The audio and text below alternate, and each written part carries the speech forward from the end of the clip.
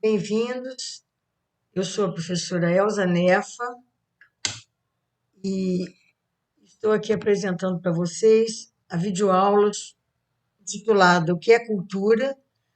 Uma contribuição do professor Guilherme Ferreira Vargas para a disciplina Educação para a Gestão de Projetos Socioambientais do Departamento de Estudos e Educação Inclusiva e Continuada da Faculdade de Educação da Universidade do Estado do Rio de Janeiro. Essa disciplina ela é ministrada por mim, pelo professor Guilherme e pelo professor José Bessa. E ela se destina também para toda a comunidade acadêmica que tem interesse nas questões socioambientais. Nesta videoaula, vocês são convidados pelo Guilherme a refletir sobre o conceito de cultura, seus tipos, desdobramentos e relações com a diversidade na sociedade brasileira, em uma perspectiva histórica. Eu vou deixar vocês agora assistindo a aula com Guilherme. Olá a todas e todos, meu nome é Guilherme Vargas, vou trabalhar com vocês hoje a temática da cultura, aqui nesse curso que estamos organizando eu, a professora Elza Nefa, e o professor José Bessa. E antes de começar, a gente já vai alertando aqui, como a gente já trabalhou em outras aulas, nos nossos encontros, como é que se articula a dimensão da cultura com a dimensão que a gente vem tratando de meio ambiente numa perspectiva complexa, entendendo meio ambiente na dimensão de uma totalidade da vida social e suas inserções em práticas, que tem elevada carga cultural. Então nós vamos debater aqui hoje um pouco o que é o conceito de cultura, quando é que ele começa a ser pensado e articulado nas ciências sociais, a importância da gente pensar de pensar temáticas relativas à cultura e a sua importância no debate ambiental. Então, ainda mais tratamos aqui uma perspectiva ambiental complexa, ampliada no curso todo, onde a gente vem percebendo que, por exemplo, ao analisar uma comunidade local, se nós analisarmos os aspectos culturais das vidas que estão ali, a gente tem uma análise muito frágil. Se não respeitarmos a dimensão histórica da cultura, os valores, saberes e conhecimentos, que são passados com o tempo, que se organizam e às vezes têm dificuldade de resistir, por exemplo, aos valores da grande indústria cultural, por exemplo, dos grandes meios de comunicação. Então vamos tentar discutir a cultura nessa mesma pegada que a gente vem tratando a temática do meio ambiente, numa perspectiva ampliada, e muito ligada à totalidade dos eventos da vida social. Então, seguimos aqui o que é cultura, lembrando que essa aula traz referências ao texto, é um texto muito bacana que eu vou colocar aqui abaixo para vocês na plataforma, da coleção Primeiro Passos, o que é cultura, do Zé Queiroz, e vale muito a pena, é um texto pequeno, um livrinho pequenininho que traz assim debates importantes acerca do desenvolvimento da temática da cultura. O que é cultura? Na atualidade, é possível compreender a cultura através de três concepções fundamentais. Primeiro, em um conceito mais alargado, onde todos os indivíduos são produtores de cultura, que é um pouco onde a gente se filia, que nada mais é do que o conjunto de significados e valores dos grupos humanos. Aqui cultura aparece como o conjunto de significados e valores dos grupos humanos. Segundo, um conceito mais restrito, como as atividades artísticas e intelectuais, com focos na produção, distribuição e consumo de bens e serviços que conformam o sistema da indústria cultural. Isso é muito comum, as pessoas pensam, o que é cultura? Cultura é tocar um instrumento musical, produzir uma roda de música e dança, pintar um quadro, a obra de arte, que a gente vai classificar aqui como mais uma das expressões do processo de cultura, e não como o que define a cultura, mas a gente está mostrando como diversas vezes cultura vai aparecer definida para além de uma dimensão ampliada, é muito dirigida na produção artística. E por último, uma perspectiva mais não menos importante para o debate dos papéis da cultura, é a cultura como instrumento de desenvolvimento político-social, como elemento de integração social, como elemento também de desenvolvimento econômico, que a gente vai perceber que só reforça também o olhar da cultura, desse olhar alargado acerca da cultura, né? Onde a gente vai perceber ela em todas as esferas da vida, onde todos, homens e mulheres, produzem cultura, logo a importância dela para a vida, logo a importância dela para as relações de trabalho, né? Mas também as relações dela, quando a gente pensa a compreensão de uma comunidade, que a comunidade tem sobre si, sobre a vida, das suas práticas, reificar, transformar suas práticas, transformar culturas, né? Que às vezes são atravessadas por elementos, por exemplo, como o próprio machismo, o racismo, e como é que isso se transforma. Né? Como é que isso também se transforma levando em conta, né, os processos históricos, também o papel dos protagonistas sociais que reivindicam mudanças. Tá? Então, a gente vai se filiar aqui a uma dimensão de cultura ampliada. Tá?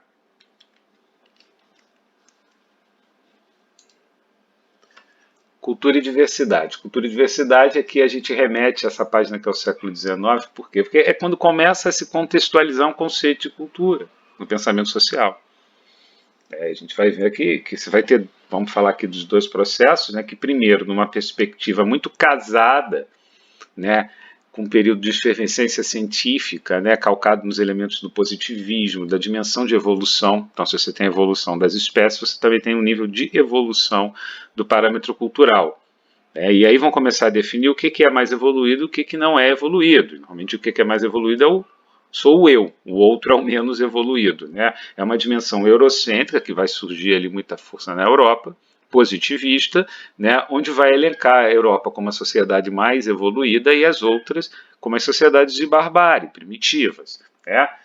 Cultura e evolução, etnocentrismo. Todas as sociedades humanas fariam necessariamente parte dessa escala evolutiva, dessa evolução em linha única. Assim, a diversidade de sociedades existentes no século XIX representaria estágios diferentes da evolução humana. Sociedades indígenas da Amazônia poderiam ser classificadas no estágio da selvageria, reinos africanos no estágio da barbárie, quanto a Europa classificada no estágio da civilização. Considerava-se que ela já teria passado por aqueles outros estágios. Então a Europa impregna um olhar etnocêntrico, né, e se coloca numa perspectiva evolutiva, podemos dizer assim, superior a outras civilizações. Né, por exemplo, aos índios. Mas com o advento da antropologia, em especial, né, com as pesquisas de Framboesa e Malinowski, né, que se tornaram referência nos conceitos principais da antropologia, que é observar a vida social. Você imagina, muitos dos relatos que nós tínhamos, né, acerca de outras civilizações vinham de navegantes, né, que iam lá, exaltavam seu próprio lugar, a sua própria cultura, né, estranhavam o comportamento cultural. Por exemplo, quando os portugueses chegam no Brasil e se deparam com índios nus, né, estranham aquele padrão de comportamento cultural, né, e vão tratar como não civilizado. Os antropólogos vão dizer e vão começar a se aproximar de uma perspectiva de observação, mas ao mesmo tempo de uma unidade com a perspectiva histórica. Quem são essas pessoas? O que elas viveram? O que viveram esses índios? O que eles acreditam? Né? Eu preciso conviver com eles, eu preciso observá-los. É aí que vai nascendo o método de pesquisa. E o que a gente hoje chama de método de pesquisa qualitativa. Ele vai nascendo, né, muito desse encontro da antropologia com a forma de pesquisar, observando. Né, com seus, ali que aparece a imagem do diário de campo, do observador que vai a campo e tudo anota e tudo registra, tentando ter uma análise mais complexa, né, daquele fenômeno social, daquela cultura, daquela civilização. Tá? Então, a dimensão do relativismo histórico, ela confronta a dimensão evolutiva da cultura. Então, aparece aqui uma perspectiva, né, e o nome já diz um pouco, né, de você relativizar processos sociais historicamente, culturalmente.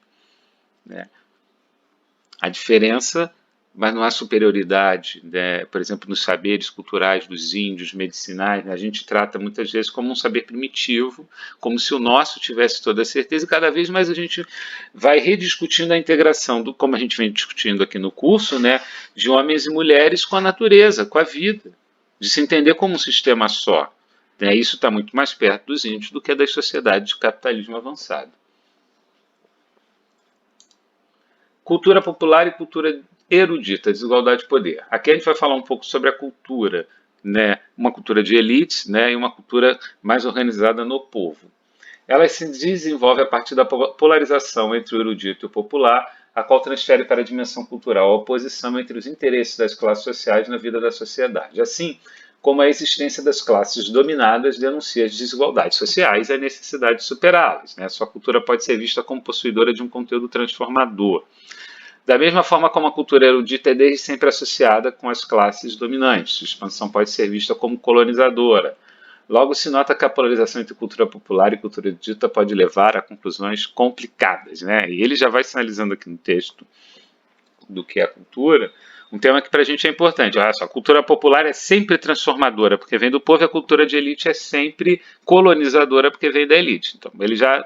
Isso aqui é uma conclusão complicada. Vamos pensar um pouco lá como os antropólogos que citamos anteriormente, e é preciso uma observação mais complexa de como os fenômenos culturais se manifestam nas elites e no povo. Agora, não há como excluir numa dimensão de totalidade a inserção desses atores políticos sociais, classes sociais no mundo econômico. É por isso que parte a perspectiva de um artista, às vezes, né, que é da elite e um que é do povo, perspectivas diferentes na produção, por exemplo, de um trabalho artístico. O comportamento cultural de uma comunidade na periferia e o comportamento de uma comunidade da elite. É evidente que existem movimentos de fissura, entradas e saídas, integração, né? Mas como bem diz o Nestor Garcia Canclini no seu estudo Culturas Híbridas, são atores sociais em condições evidentemente desiguais. Um sujeito pobre, né, versus um sujeito da elite tem condições totalmente diferentes e desiguais de acessar dispositivos culturais, de difundir suas opiniões, né, de interferir nos processos culturais. Tem a ver com uma lógica de poder também. Né? E também tem a ver com uma lógica de desvalorização, por vezes, da cultura do povo. Por exemplo, se a gente imagina que o Brasil, né, do início do século passado, durante décadas, prendia, inclusive, pessoas que tocassem samba, canções populares, antes mesmo do samba, né, capoeira como uma expressão, né, da vida também cultural das pessoas, né, em todos os seus aspectos, que possa se entender a capoeira e sua complexidade. Né, os rituais, por exemplo, de candomblé, que vão ser tratados como algo inferior à missa católica que as pessoas frequentavam. Então, as pessoas eram perseguidas por sua expressão cultural. Tanto que a gente fala hoje de diversidade, uma democracia cultural, é tentar incorporar os espectros culturais, suas riquezas, debater, né, os pontos também que a nossa sociedade queira discutir, mas com respeito, né, e uma perspectiva histórica, relativista. As classes dominadas existem, voltando aqui ao texto, né, em relação com as classes dominantes, partilham um processo social comum do qual não detêm o controle. A produção cultural, toda a produção cultural é o resultado dessa existência comum. Tá vendo? É produto dessa história coletiva, embora seus benefícios e seus controles se repartam desigualmente. Este sim é o cerne da questão da cultura em nossa sociedade. Faz-se assim a ideia frágil de que uma parcela tão fundamental da sociedade possa ser vista como uma realidade isolada no plano cultural. Não é. Né? Então, o povo ele se insere na cultura como produtor de cultura, como consumidor, né? Isso falando da produção artística. Mas como espectro vivo, ele está produzindo cultura o tempo todo, disputando visões de mundo, elaborando, discutindo em espaços coletivos, né? Transformando por vezes isso em movimento social. Né? Então, embora a gente possa pensar numa cultura popular e numa cultura de elite, é muito difícil você desmontar um sistema cultural que está integrado. O sujeito, por exemplo, às vezes um cara montou uma música reclamando da desigualdade social, da seca no sertão, mas a seca no sertão também existe nesse mundo que também produz desigualdades. Né? Então, a elaboração cultural dele também está, de alguma maneira, articulada e atrelada à totalidade desse mundo. Tá? Então, a cultura popular e a cultura erudita interagem numa dimensão de totalidade tão interligadas, mas há uma evidente desigualdade de poder, de expressão, de capacidade de reprodução dessa cultura, dela se desenvolver, né, frente às dificuldades econômicas, materiais, mas também simbólicas, que são colocadas na sociedade capitalista entre as classes sociais. Então aqui a gente apresenta algumas imagens que mostram e ilustram um pouco o debate que a gente estava falando e pensam um pouco o Brasil, né? Que já é o colonialismo, a chegada, né, do, do navegador português, né, impondo uma colonização violenta e forçada, aniquilando por diversas vezes a cultura indígena, né? A importância da cultura indígena é ao mesmo tempo aqui um salão de ópera, né? Na dimensão do relativismo cultural, a gente não vai dizer que isso aqui é melhor que isso, né? A gente vai procurar as complexidades desses dois espaços, sua interação, seus elementos históricos, sociais, né? Mas numa visão de uma cultura evolucionista, que muitos vão colocar, olha só, isso aqui o índio é pré-histórico, a ópera aqui, olha só que jeito de tocar música, o índio toca música, né, de um outro jeito, mas olha o Olodum aqui, já mostrando a capacidade que a cultura tem de se integrar, de se transformar, mudar o meio, né, e também atuar como elemento de desenvolvimento simbólico, social, por exemplo, dos participantes do Olodum, da população que se envolve, de maioria muito carente, na elaboração desse processo todo. Agora, você não consegue separar isso do todo. O Olodum, né, a casa de ópera, a cultura popular, ela está sempre atravessada pelas imbricações dos processos sistêmicos como um todo da sociedade capitalista. O Olodum representa a cultura negra do povo, mas também vai se relacionar com o consumo da indústria cultural, né, no nosso tempo. Vai ser espaço de afirmação, mas também vai ser um espaço de mercado. É preciso entender os processos culturais à luz do tempo que a gente vive, mas também como eles são espaços que podem, por exemplo, quantos espaços indígenas são espaços hoje de resistência ao modo de viver capitalista, pois vivem de outro jeito, não estão submetidos aos sistemas de troca e trabalho da forma tal qual as pessoas no capitalismo estão. Então também são espaços de resistência que elaboram uma perspectiva de outra realidade. Aqui, por exemplo, né, a Clementina de Jesus, uma figura fantástica da cultura negra popular, né, ligada, né, à imagem aqui mítica e religiosa do terreiro de Candomblé, né, e você, evidentemente, uma questão, né, hoje mesmo a gente vê muito preconceito com algumas religiões, como, mais uma vez, voltando aqui ao elemento de um é melhor, né, do que o outro, quando na verdade a gente podia tentar compreender de forma, né, mais sincera e mais complexa quais são os fenômenos tão ricos que nos cercam e que vêm da cultura negra, que vem aqui, né, da música, da ancestralidade, do padrão de comportamento, das vestimentas, da alimentação, do candomblé e de todos esses processos que fundamentam a vida das pessoas, né? Então, aqui a gente faz um pouco um mosaico de um Brasil grande, mas que ainda tem muito a se integrar, né, e reparar de desigualdades que assolam a possibilidade de uma cultura mais viva e mais dinâmica no mundo popular. Um tema importante também para a gente falar, né, é que não podemos estigmatizar a produção cultural do povo. Não podemos tratar de forma romântica ou preconceituosa. Seu caráter é dinâmico e híbrido, está em constante transformação, está em interconexões com outros processos, né, trans e intercultural. O povo pode contar a sua própria história, que é um elemento fundamental. Um pouco, por que eu falo do folclore, né? Porque, em especial, se a gente remete muito à cultura também aqui do Brasil, era uma ideia de contar a história do povo.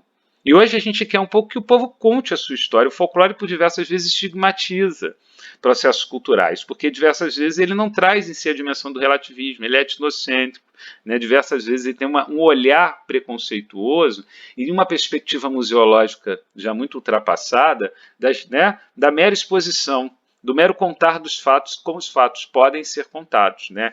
E não trazendo, recriando a experiência das pessoas, elencando os atores daquela cultura popular, por exemplo, né? A porta-vozes, a figura, atores políticos, né, que foram pessoas que tiveram papel, né, na vida e na mudança daquela sociedade, na organização daquela cultura. Então é por isso que a gente faz aqui uma crítica a essa perspectiva folclorista. Né? Por isso que muitas vezes as pessoas falam, isso que você está falando é folclore.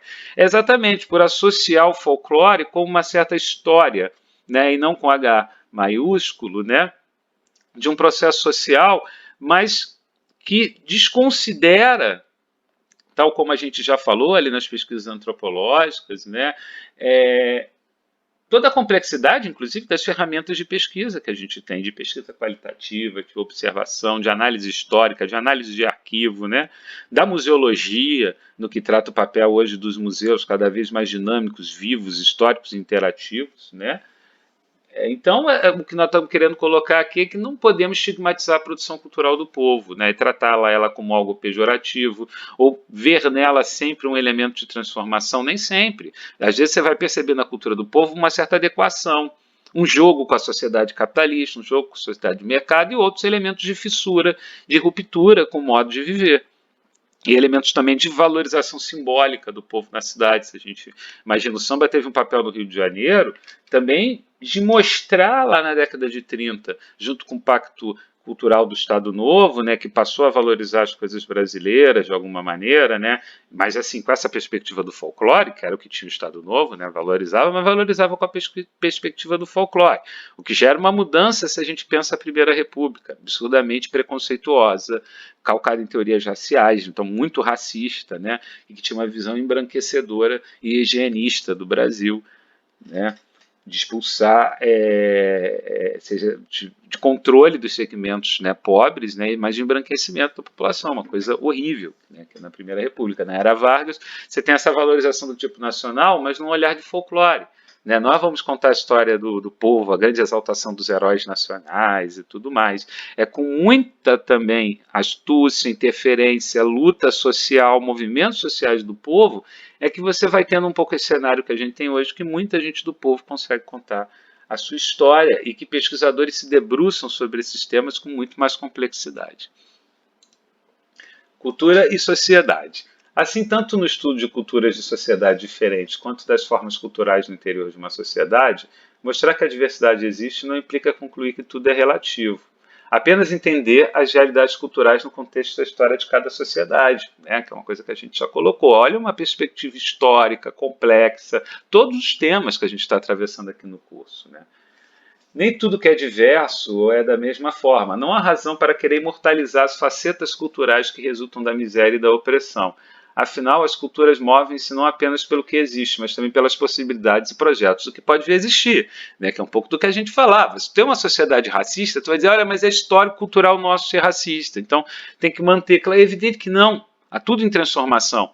E lá fora as mulheres questionar, e não é porque tu vai alegar que é um movimento que é cultural daquela sociedade, você vai ser machista, homofóbico, vai oprimir as pessoas em todas as suas esferas simbólicas, mas também materiais, economicamente.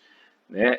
Uma cultura, ela conta história, mas ela também traz movimentos que podem superar e devem superar processos, né? E uma coisa é você aniquilar uma cultura e dizer, olha, eu vou fazer aqui um resort, vou apagar a cultura desse pessoal, olha, eu vou apagar a cultura dessa comunidade rural porque eles resistiam, eles não gostavam de trabalhar de boia fria, eles queriam ter a própria terra deles, então vou apagar a história deles. Isso é diferente, né?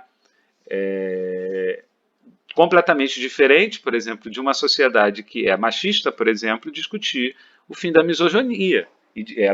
Agora, dizer que a misoginia é cultural, ela é cultural, mas é por isso que ela tem que continuar existindo. Ela é intrínseca, estrutural aqui, ó, na nossa sociedade culturalmente. Né? Mas ela tem que continuar existindo? Não.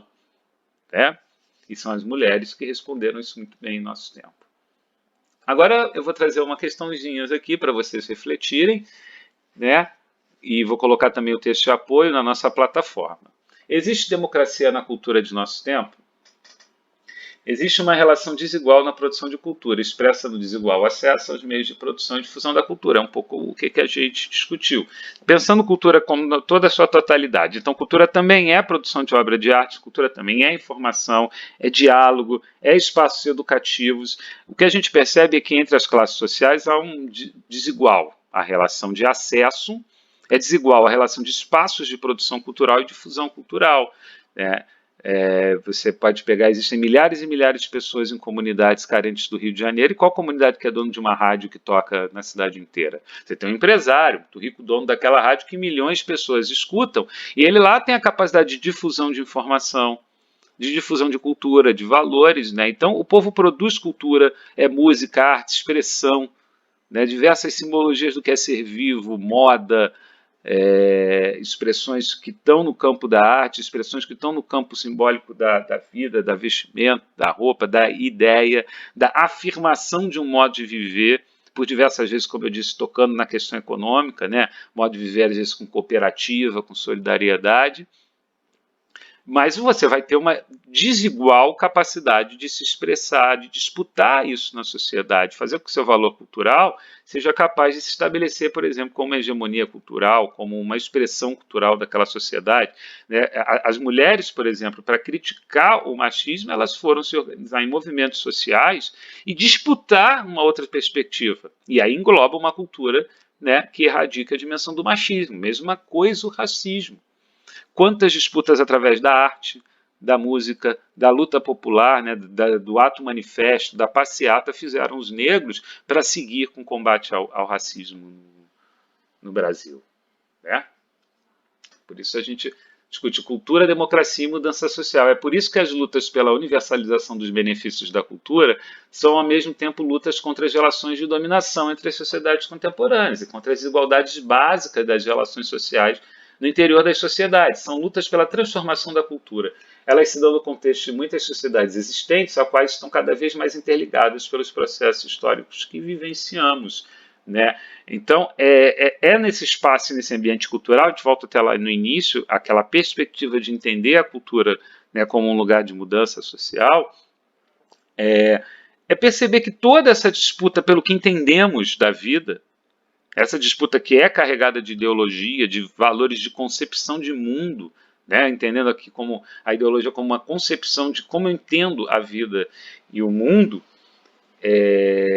elas podem atuar qualitativamente na sociedade e transformá-la. Seja na expressão de uma música, de uma canção, né, que diz, desde um rap que diz eu só quero ser feliz nessa comunidade, né, a canção de uma mulher que diz que não quer sofrer violência, um samba da Mangueira, né, que diz livre do açoite da senzala, preso na miséria da favela, trazendo a crítica através da expressão artística da realidade em que vivemos e pleiteando a transformação dessa realidade.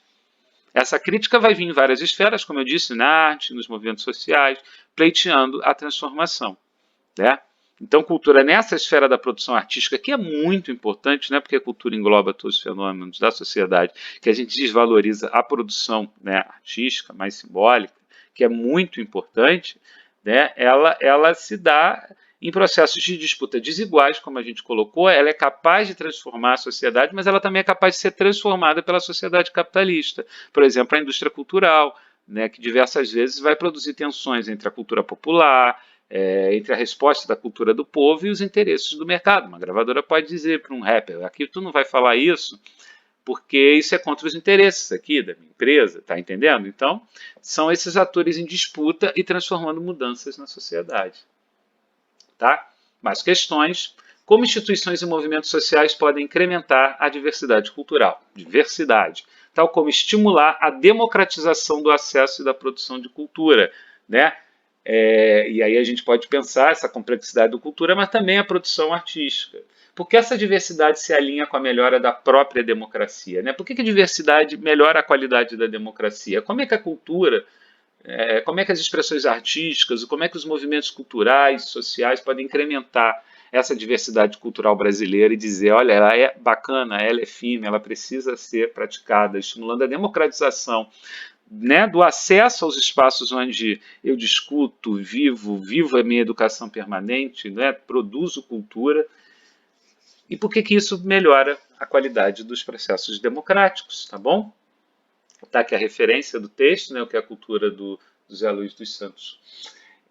Então, caríssimas e caríssimos, espero que tenha ficado claro o debate, né, que é pensar a cultura, né, dentro aqui do debate ambiental que a gente traz, que também é um debate de totalidade, de complexidade, pensar a cultura, né, como essa arena em constante transformação, em disputa, que disputa concepções de mundo, né, e que nunca está solitária, está sempre atravessada por uma, né, como está atravessada pela sociedade em que a gente vive, pela sociedade capitalista, está sempre atravessada, seja quando você está questionando, quando você faz uma música dizendo que foi para o campo porque não aguenta mais a cidade, quando você questiona a miséria, a desigualdade, quando você exalta um estilo de viver, um estilo de se relacionar com as pessoas, de trabalhar, a gente está falando, né, um pouco dessa coisa muito interessante que é como a gente concebe o mundo e a vida, e é isso que organiza a cultura. Tá ok? Espero que tenha ficado claro para vocês. Até a próxima. O que precisarem, só chamar, mandarem mensagem. A gente segue discutindo. Finalizando, nós deixamos aqui para vocês nossos contatos nossos endereços do currículo Lattes e agradecemos a atenção dispensada, esperando que vocês tenham gostado. Muito obrigada.